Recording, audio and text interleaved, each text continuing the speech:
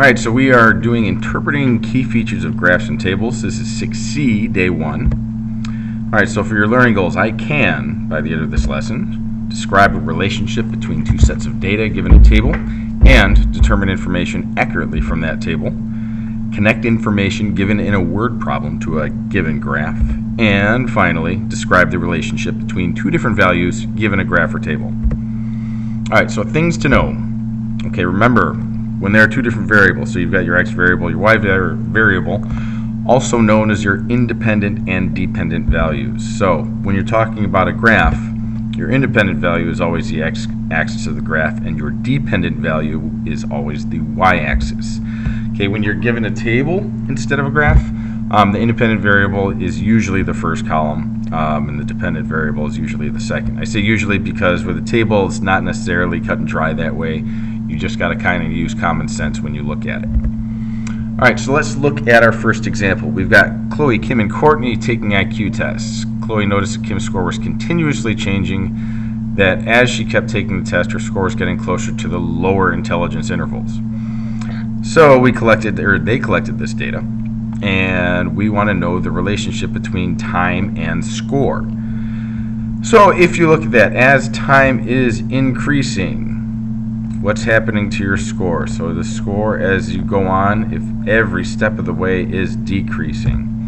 So as time increases, scores decrease. So we want to find out the score after 62 minutes. I know the answer just popped up there, but I want to show you how I got it. So to do that, we need to find the slope, or the rate of change. So that's where we have it set up as y equals mx plus b, where that's your slope, your rate of change. Y is your score on the test, and b is your score at, in this case, 0 minutes.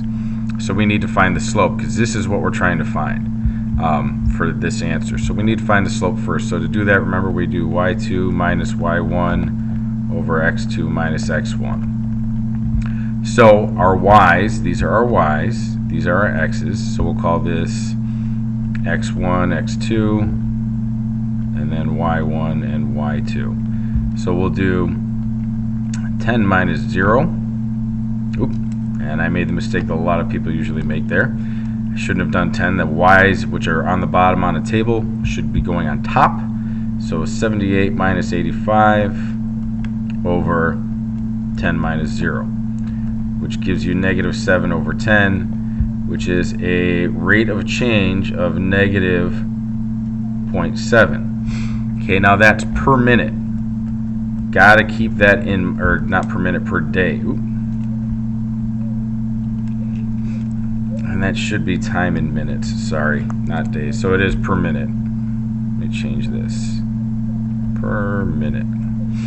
Okay, so this is per minute. So 62 minutes, that's 60 plus 2. So we're going to take that 0.7, or negative 0.7.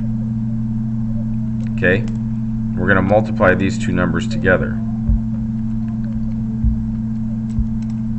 And it keeps going forward. Sorry about that. So we're going to take 2 times negative 7. You can see the score there, and we're going to show you how we got that, which is negative 1.4. And when you do this answer, we got by taking the time at 60 minutes, so 43, minus 1.4, which gave us 41.6. Okay? Alright, so now we've got our second example, and this graph shows the distance from the practice field as you go home after practice. Got a ride home from a friend back to his house, and we ate dinner there and then walked home from there. So what's happening at point A? So if we read this, we received a ride back to his house, we ate dinner. So distance is increasing. So our distance from the practice field, which means we're moving. And if we read this, the first part was we were heading to our friend's house. Okay, at B, notice this is a point where we stop, where the distance doesn't change. Okay, so no movement. That's the beginning point of it. So we arrived at the friend's house. At C, we're having dinner at the friend's house because we're still not moving. And then at D, that's when we're walking home. And notice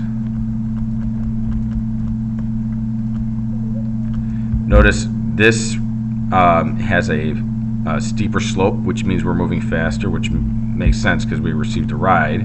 And then here it's a little bit slower because we're walking. So that's another way that you can check. Okay, last example. We need to find the relationship between the days and the tickets sold in each graph or table before. So we're going to match one table with one graph. So we look at this, and if we were to draw a line here straight through this, we'd notice that we're increasing, we're increasing, we're increasing, we're increasing. Here, we're decreasing, decreasing, decreasing, and then increasing. And then here we're just, even though it's changing, we're decreasing each step of the way. So we want to find a table that matches that. So here, decreasing, decreasing, decreasing, increasing. If we look at this one, decreasing, decreasing, decreasing, decreasing, and on this one, everything is increasing. So this one matches this right here. So these two match. Okay, so if I labeled this A, B, C, D, E, F, so it would be A and E that would go together. And the description, because we want to, again, we have to not only match, but describe the relationship. So each day more tickets are sold. If we look at this one, decreasing, decreasing, decreasing, increasing, find the matching graph. So that's those two. So this is D and B, or B and D will go in the same order. And in this case, sales decrease until the last day, which then increase. And then, which of course leaves this one, and they do match up because we have decreasing all the way, and then finally, each day less tickets are sold. All right, so that's it for this video. I understand that number 2 could be a little bit confusing, but keep in mind, we're going to go back to that for just a second, or not number 2, the first one. We're just going to take a look, and you need to remember this here, because you're going to need to find the slope, and then you're going to need to apply that by however many minutes are beyond this. So say, for example, it was 64 minutes. Since this is the decrease per minute, we would take that additional time, that extra 4 minutes, and multiply it by that, and then subtract it from this number. So we'll definitely get some more practice with these problems. But if you have any other questions, please do not hesitate to ask me in class. We'll be going over some of these as well.